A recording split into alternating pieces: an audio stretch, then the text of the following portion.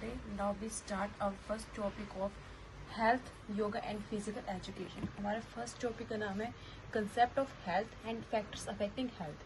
सबसे पहले हम ये देखेंगे कि कंसेप्ट क्या कहता है हमारा हेल्थ का, फिर हम उसको फैक्टर्स को एक्सप्लेन करेंगे. स्टार्टिंग आपको ये नहीं है कि पेपर में आप सीधे लिख के आ रहे हो कि हेल्थ ही होता है, ये नहीं. अगर आप कोई अच्छी सी कोटेशन देखते हो ऊपर, तो आपको उसके एग्जामिनर आपका देखता है तो उस पर भी एक अच्छा इम्प्रेशन पड़ता है कि हाँ, बच्चे ने एक कोटेशन से स्टार्टिंग करी है. कभी भी आप अपना पेपर स्टार्ट करो तो उससे पहले आप कोई ना कोई एक कोटेशन ऊपर जरूर लिखें. सबसे पहले हम करने जा रहे हैं concept of health. If wealth is lost, nothing is lost. Wealth का मतलब क्या होता है हिंदी में? धन या संपत्ति. अगर आपका धन लॉस्ट हो रहा है तो आपका कुछ भी लॉस्ट नहीं हो रहा. इफ करेक्टर इज लॉस्ट, अगर आपका चरित्र लॉस्ट हो रहा है तो कुछ ना कुछ आपका लॉस्ट जरूर होगा. But if health is lost, everything is lost. अगर आपकी हेल्थ ही खत्म हो रही है, हेल्थ ही लॉस्ट होगी, तो आपका सब कुछ खत्म हो जाएगा. अब हम देखते हैं कि हेल्थ होता क्या है. As we know that health is integral part of life. हमें पता है कि जो हमारा हेल्थ है वो किसका इंटीग्रल पार्ट है? हमारी लाइफ का. And it is directly linked with survival. और ये किससे जुड़ा हुआ है? सीधा सर्वाइवल से. हम इस दुनिया में सर्वाइव क्यों कर पा रहे हैं? अगर हमारी हेल्थ अच्छी है तो हम सर्वाइव कर पा रहे हैं. अगर हमारी हेल्थ अच्छी ना होती तो हम लाइफ में कैसे सर्वाइव कर सकते? Health is not just taking respiration. इसका कहने का मतलब ये है कि जो हेल्थ है सिर्फ एक रेस्पिरेशन ही है, अभी कि हम सांस ले रहे हैं वही आपकी हेल्थ है. Health is necessary for survival and it is well knowing said that survival is fittest. जो हमारी हेल्थ है वो किसके लिए नेसेसरी है? सर्वाइवल के लिए. हेल्थ अच्छी होगी तो हम सर्वाइव कर पाएंगे. And it is well knowing said that survival is fittest. हमें पता है कि इसको हम क्या कह सकते हैं, जो हमारा सर्वाइवल है वो हमारा फिटेस्ट है. Some people believe that only physical health related to health. कुछ लोगों का मानना ये है कि जो आपकी फिजिकल हेल्थ है वो किससे रिलेटेड करती है? हेल्थ से. बट ऐसा नहीं है. जो आपकी फिजिकल हेल्थ है वो सिर्फ हेल्थ का कंपोनेंट नहीं है. Some says that if a person is not suffering from any disease, then that person is a healthy person. कुछ लोगों का मानना ये है कि अगर कोई भी पर्सन है, जैसे मैं हूँ या आप हो, आप किसी भी डिसीज से, किसी भी बीमारी से सफर नहीं कर रहे, तो इसका मतलब ये है कि वो पर्सन हेल्थी पर्सन है. Health is one of the most valuable asset of life. जो हमारा हेल्थ है वो हमारी लाइफ के लिए बहुत ज्यादा वैल्यूएबल रखता है. A healthy person can fulfill personal goals, contribute to society and enjoy life in its fullest manner. इसका मतलब ये है कि जो हेल्थी पर्सन है वो अपने पर्सनल गोल्स को फुलफिल कर सकता है. अगर आप ठीक हो, आपको कुछ करने का मन है, तो आप उस चीज को अच्छे से अचीव कर सकते हो और अपना कंट्रीब्यूशन दे सकते हो सोसाइटी में, और अपनी जो लाइफ है उसको अच्छे से इंजॉय कर सकते हो फुल मैनर में. The importance of health becomes clear when we realise that without it. हमने इम्पोर्टेंस देखी है कि हेल्थ की इम्पोर्टेंस क्या है, वो हमारे पास क्लियर हो चुकी है. हमने क्या रियलाइज किया? Without it even wealth, success और अचीवमेंट लॉस देयर मीनिंग. अगर हमारे पास वेल्थ, सक्सेस और अचीवमेंट नहीं है, अगर हमारी हेल्थ ही नहीं है हमारे पास, तो इन सब का भी कोई मीनिंग नहीं है. अब हमारे पास आती है डेफिनेशन ऑफ हेल्थ, जो हमारे अकॉर्डिंग टू WHO मतलब वर्ल्ड हेल्थ ऑर्गेनाइजेशन, उन्होंने हेल्थ की डेफिनेशन दी थी. Health is a state where a person achieved physical, mental and social well-being. इसका मतलब ये है कि जो WHO उन्होंने कहा था, हेल्थ एक स्टेट है, यहाँ पे पर्सन अपनी हर एक चीज को फुलफिल कर सकता है, अचीव कर सकता है, चाहे वो उसकी फिजिकल स्टेट हो, मेंटल हो या फिर उसकी सोशल वेलबींग हो. And the absence of disease is not only the thing which defines health. अगर आपके पास आप में कोई भी बीमारी नहीं है तो सिर्फ ये चीज नहीं है कि जो आप वही आपकी हेल्थ को डिफाइन कर सके. ठीक है, अब हम स्टार्ट करते हैं हमारे फैक्टर्स अफेक्टिंग हेल्थ. अब इसमें हम देखेंगे कौन कौन से फैक्टर आपके हेल्थ को अफेक्ट करते हैं. Health is not determined by single element. जो हेल्थ है वो एक सिंगल एलिमेंट से डिटरमाइन नहीं कर सकते हम, but by the combined influence of biological, psychological, social, culture and environment of conditions. इसका मतलब ये है कि जो हमारे पास हेल्थ वो एक सिंगल एलिमेंट से हम उसको एक्सप्लेन नहीं कर पाएंगे. हमारे पास एक कंबाइंड इन्फ्लुएंस आया किसका? बायोलॉजिकल का. बायोलॉजिकल क्या अफेक्ट करती है हमारे पास, साइकोलॉजी क्या अफेक्ट करेगी, सोशल कैसे अफेक्ट करता है हमारे ऊपर, कल्चर कैसे अफेक्ट करता है, एंड इन्वायरमेंट कंडीशंस कैसे अफेक्ट करती हैं. हमें पता है हेल्थ से मल्टीपल डायमेंशन, जो हमारी हेल्थ है वो एक मल्टीपल डायमेंशन है, इसमें एक डायमेंशन नहीं है, इसमें बहुत सारी डायमेंशन जुड़ी हुई है। नाउ हम सबसे पहले अपना बायोलॉजिकल फैक्टर एक्सप्लेन करते हैं। अगर आपकी मर्जी है आप या तो इसके फैक्टर्स बना लो, biological factor, psychological factor, social factor. अगर आप प्रॉपर अगर ऐसे एक्सप्लेन करोगे तो अच्छा आपके लिए। अगर आप सीधा लिख रहे हो हेरिडिटी पे इफेक्ट कर रहा है, ये सोशल पे इफेक्ट कर रहा है, तो उसमें एग्जामिनर आपको कम मार्क्स देते हैं। अगर आप एक डायग्राम यहाँ पे बना रहे हो, एक चीज जरूर याद रखें, आप बीएड में फ्लो चार्ट जरूर बना के आए। ओके, अब जैसे आपके यहाँ फैक्टर अफेक्टिंग हेल्थ, बीच में लिखा फैक्टर्स अफेक्टिंग हेल्थ, साइड में बायोलॉजिकल फैक्टर, सारे फैक्टर एक्सप्लेन करें। यहाँ पे पॉइंट्स बना दिए, हेरिडिटी, जेंडर, वो यही से समझ जाएगा कि बच्चा बायोलॉजिकल फैक्टर में कौन कौन से फैक्टर एक्सप्लेन करेगा। ओके, बायोलॉजिकल फैक्टर हम स्टार्ट करते हैं। सबसे पहले हमारे पास है हेरिडिटी यानी कि genetic factor. Heredity refers to the transmission of physical and biological trait from parents to children through genes. इसका मतलब ये है कि हेरिडिटी क्या करती है, पेरेंट्स से चिल्ड्रंस में कुछ ना कुछ चीजें ट्रांसफर करती है, चाहे वो फिजिकली चीजें ट्रांसफर करें या फिर बायोलॉजिकल चीजें ट्रांसफर करें। किसके थ्रू ट्रांसफर होती है, जीन्स के अकॉर्डिंग ट्रांसफर होती है। Some disease such as diabetes, heart diseases and certain genetic disorders में भी इनहेरिटेड। जैसे डायबिटीज है, हम बोलते हैं कि शुगर है, वो हमारी पीढ़ी दर चलती रहती है, अगर वो हमारे पेरेंट्स में है तो हम में भी आएगी। तो ऐसे कुछ बीमारियां होती है, कुछ डिसीज होती है जो हमारे पास जेनेटिक हमारी बॉडी के अंदर आ जाती हैं। Therefore, heredity has a strong influence of person health। इसका मतलब ये कि जो हेरिडिटी है वो अपना स्ट्रॉन्ग इम्पैक्ट डालती है हमारी पर्सन की हेल्थ पे।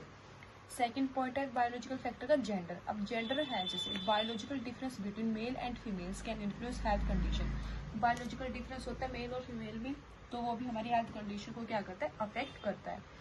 वुमेन में face issues related to pregnancy and hormone changes. Women में क्या क्या हेल्थ डिसीजेज हमें देखने को मिलते हैं, मेन इश्यूज क्या क्या होते हैं, प्रेगनेंसी के टाइम पे उनको इश्यूज आते हैं और उन तब हार्मोनल चेंजेस होते हैं वुमेन के अंदर, तब भी उनकी हेल्थ में बहुत ज़्यादा इश्यूज देखने को मिलते हैं।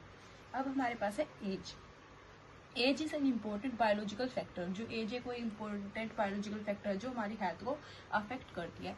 Children's, adults and elderly people have different health needs. अब जो हमारे पास बच्चे हैं, यंगर है, बूढ़े हैं, उन सबकी डिफरेंट हेल्थ नीड्स होती हैं, उनको कोई ना कोई जरूरत पड़ती है एक टाइम पे। फॉर एग्जाम्पल देखें तो हम childrens need more nutrient for growth. जो हमारे छोटे बच्चे होते हैं उनको बहुत ज़्यादा न्यूट्रिएंट चाहिए अपनी ग्रोथ करने के लिए। वाइल ओल्डर पीपल में suffer from age related issues. इस टाइम पे क्या है कि जो हमारे पास ओल्डर पीपल हैं उनको हेल्थ रिलेटेड प्रॉब्लम इश्यूज आ जाती हैं। ठीक है, ये था हमारे पास बायोलॉजिकल फैक्टर। अब एक और फैक्टर जो बायोलॉजिकल फैक्टर को अफेक्ट करता है, immunity. Immunity is the body ability to fight against infections and diseases. People with strong immunity are less likely to get sick. Immunity का क्या मतलब है कि अगर बच्चे की या किसी की भी इम्यूनिटी स्ट्रॉन्ग होगी तो उसकी बॉडी इन्फेक्शंस और डिसीज से लड़ पाएगी। तो उन्होंने ये कहा कि जो पीपल स्ट्रॉन्ग इम्यूनिटी रखता है वो कम बीमार होता है। अब हमारे पास सेकंड फैक्टर है life style and behavioural factor. जो हमारी लाइफ स्टाइल में चेंज आ रहा है, हमारे बिहेवियर में चेंज आ रहा है, अब वो फैक्टर हमारी हेल्थ को कैसे अफेक्ट करता है। ये आपकी एक पर्सनल चॉइस है, are related to personal choice. सबसे पहले diet. Proper and balanced nutrition is essential for maintaining good health. इन्होंने क्या है जो अगर हम प्रॉपर और बैलेंस्ड न्यूट्रिशन लेंगे ये हमारी हेल्थ को मेंटेन रखेगा अच्छे तरह से। ईटिंग हेल्थी फूड, अच्छा खाना खाओ जिसमें न्यूट्रिएंट्स भरपूर भरे हों। Have the body growth and function. ये हमारी बॉडी को ग्रो करने में भी हेल्प करते हैं और फंक्शन करने में भी प्रॉपरली हेल्प करते हैं। अगर आप ज़्यादा जंक फूड खा रहे हैं तो आपकी बॉडी को अफेक्ट करेगा, आपकी बॉडी में कोई ना कोई बीमारी लेके आएगा और कोई ना कोई अदर डिसीजेस पैदा करेगा। अब हमारे पास है physical factor. Regular physical activities such as exercise, sports and walking improves physical fitness, strength, muscles and keep the body active. Physical activity में क्या, अगर हम डेली रेगुलर एक्सरसाइज करेंगे, जैसे एक्सरसाइज होगी, स्पोर्ट्स हो गया, वॉकिंग होगी, ये हमारी फिजिकल फिटनेस को इम्प्रूव करता है। जो हमारे मसल्स हैं उनको स्ट्रॉन्ग बनाता है और हमारी बॉडी को एक्टिव रखता है। Lack of physical activity can lead to obesity and other problems. अगर आप कोई भी फिजिकल एक्टिविटी नहीं कर रहे हो, कुछ भी नहीं कर रहे हो, आप सारे दिन एक जगह बैठे रह रहे हो, वो क्या करता है आप भी अलग अलग डिसीजेज पैदा कर देता है। Sleep and rest. Adequate sleep restore energy and help to reduce the mental stress. अगर आप प्रॉपर नींद ले रहे हो अपनी, तो वो क्या करता है कि आपकी एनर्जी को बॉडी में स्टोर करेगा और वो हेल्प करेगा आपकी कि आपका रिड्यूस कम हो जाए। अब हमारे पास है avoidance of harmful habits. Habits such as smoking, alcohol consumption, and drug abuse negatively affect health and may lead to serious disease. Avoidance, अब हमारे पास है कि अगर हम अच्छी हैबिट्स रखें तो हमारे अंदर बीमारी कम होगी। अगर आप ड्रिंक कर रहे हो, स्मोकिंग कर रहे हो, ड्रग्स ले रहे हो, आपकी बॉडी पे बहुत ज़्यादा अफेक्ट करेगी और उससे आपका क्या, आप उससे आपकी मेंटली डिस्टर्ब होते हो, आपका स्ट्रेस बढ़ता है, तो आप मेंटल रिटार्डेड हो जाते हो। इन चीज़ों को आप अवॉइड करोगे तो आपकी हेल्थ बहुत अच्छी रहेगी। अब हमारे पास थर्ड फैक्टर आता है। थर्ड फैक्टर क्या है हमारे पास? Psychological factor. It is related to mental health. ये किससे जुड़ा हुआ है? मेंटल हेल्थ से। Mental and emotional state have direct affect on physical health. अगर आपकी मेंटल स्टेबिलिटी अच्छी होगी, इमोशनली आप स्ट्रॉन्ग होंगे, तो आपकी फिजिकल अफेक्ट पे, हेल्थ पे अच्छा इफेक्ट डालेगी। सबसे पहले है हमारे पास stress. Stress is one of the most common psychological factor affecting health. Stress एक बहुत कॉमन फैक्टर है हमारे पास साइकोलॉजिकल, जो हमारी हेल्थ पे अफेक्ट करता है। अगर आज आप छोटे बच्चों को भी देखोगे, वो बर्डन में रहते हैं कि हमें इतना पढ़ना पड़ रहा है, कितना वो उस चीज़ का स्ट्रेस ले रहे हैं और वो स्ट्रेस उनकी मेंटली डिस्टर्ब कर रहा है, तो वो सीधा उनकी बॉडी पे अफेक्ट कर रहा है। कंटिन्यूस स्ट्रेस, अगर आप लगातार स्ट्रेस ले रहे हो तो आप में प्रॉब्लम्स क्रिएट करेगा। कैसी? हेडेक हो रहा है आपको डेली, हाई ब्लड प्रेशर होएगा एंड एंग्जाइटी, आप डिप्रेशन में भी चले जाते हो उस वजह से। अब हमारे पास है इमोशन। इमोशन होंगे such as anger, fear, sadness, happiness affect person mental. अगर आप खुश हो तो आपका माइंड भी खुश है, आप फिजिकली उस टाइम भी बहुत अच्छे स्ट्रॉन्ग करोगे, मेंटली भी आप बहुत अच्छे प्रिपेयर रहते हो उस टाइम पे। अगर आप गुस्से में हो, गुस्सा आ रहा है आपको, वो आपकी हेल्थ पे इफेक्ट कर रहा है। अगर आपको गुस्सा आ रहा है तो आपके मेंटली आप डिस्टर्ब हो चुके, आपको हेडेक वगैरह की प्रॉब्लम होगी। अगर जिस बच्चे का positive emotions promote good health, अगर आप पॉजिटिव इमोशंस रखते हो तो है आपकी हेल्थ भी अच्छी है। अगर आप नेगेटिव हेल्थ इमोशंस रखते हो तो आपकी हेल्थ प्रॉब्लम्स बहुत ज़्यादा हो जाती हैं। अब हमारे पास फोर्थ फैक्टर है environmental factor. The surrounding where people lives generally affect the health. जहाँ आप रह रहे हो वो एरिया भी आपकी हेल्थ पे बहुत अफेक्ट करता है। फिजिकल इन्वायरमेंट जैसे फ्रेश एयर होगी, living in crowded area, ability of clean water, pollution. Physical environment, अगर आप एक फ्रेश एयर में रह रहे हो तो आपकी हेल्थ अच्छी है। अगर आप बहुत ज़्यादा क्राउडेड एरिया में रह रहे हो, हर टाइम आप डिस्टर्ब रहोगे, तो आपकी हेल्थ कहीं ना कहीं अफेक्ट होगी। एबिलिटी ऑफ क्लीन वाटर, अगर आप क्लीन वाटर पी रहे हो तब भी हेल्थ अच्छी है। अगर आप बेकार पानी पी रहे हो, गंदा पानी आ रहा है आपके घर, वो भी आपकी चीज़ों को अफेक्ट करेगी। Climate factor, extreme weather, hot and cold weather, ज़्यादा गर्मी, ज़्यादा ठंड, वो भी आपकी बॉडी को अफेक्ट करती है। इन्फेक्शंस एंड रेजनल डिजीज हो जाएंगे आपको, and natural disaster affect health, वो आपकी हेल्थ को भी अफेक्ट करेगा। फिफ्थ फैक्टर आता है हमारे पास सोशल एंड कल्चर फैक्टर। सबसे पहले है social relationship. Good relationship with family, friends and community members supports mental and emotional health. अगर आपकी गुड अच्छी रिलेशनशिप आपके परिवार के साथ, आपके दोस्तों के साथ, कम्युनिटी मेंबर के साथ, वो भी आपकी हेल्थ को, आपके मेंटल और इमोशंस को सपोर्ट्स करने में आपकी हेल्प करते हैं। अब सेकंड पॉइंट है हमारे पास culture, beliefs and practice. Different cultures have their own beliefs. हर एक कल्चर का अपना ही कुछ मानना है, उनके कुछ ट्रेडिशंस होते हैं related food, medicine and health care. Some culture practices, जो कुछ कल्चर है वो प्रमोट करते हैं हेल्थ को और कुछ नेगेटिव अफेक्ट डालते हैं हमारी हेल्थ के ऊपर। सिक्स्थ आता है हमारे पास पॉलिसी एंड पॉलिटिकल फैक्टर। अब हम इसलिए देखेंगे जो हमारे पास पॉलिसी चलाई जाती है और पॉलिटिकल फैक्टर, वो भी हमारी हेल्थ पे कैसे अफेक्ट करता है, कौन कौन से फैक्टर हैं उसके लिए। हेल्थ केयर इंफ्रास्ट्रक्चर, बहुत सारे के हेल्थ केयर इंफ्रास्ट्रक्चर्स खोले गए। Government investment in hospital, government कहाँ इन्वेस्ट कर रही है? हॉस्पिटल्स में, क्लिनिक्स में, मेडिकल इक्विपमेंट्स में, and trade health profession ensure better health service for people. जो गवर्नमेंट है हमारी हॉस्पिटल्स, क्लिनिक सब ओपन कर रही है, मेडिकल इक्विपमेंट्स प्रोवाइड कर रही है, ताकि जो बच्चे हैं या कोई भी है, यंगर है, ओल्डर है, सबकी हेल्थ को अच्छा रखने के लिए, उनकी हेल्थ को और अच्छा सर्वाइव करने के लिए मेडिकल इंस्टीट्यूट्स खोले जा रहे हैं। सेकंड पॉइंट है हमारे पास government health policies. It is related to health care sanitation, nutrition. और ये किस चीज़ से जुड़ा हुआ है? हमारी हेल्थ केयर से, सैनिटेशन से, न्यूट्रिशन से और डिसीज कंट्रोल। इससे क्या, अगर कोई भी पॉलिसी चलाई जा रही है तो किस लिए चलाई जा रही है कि हमारी जो बीमारी है उनको कंट्रोल में रखा जाए और पब्लिक को उन चीज़ों के बारे में अवेयर किया जाए। Affective policies help reduced diseases and improves health standards.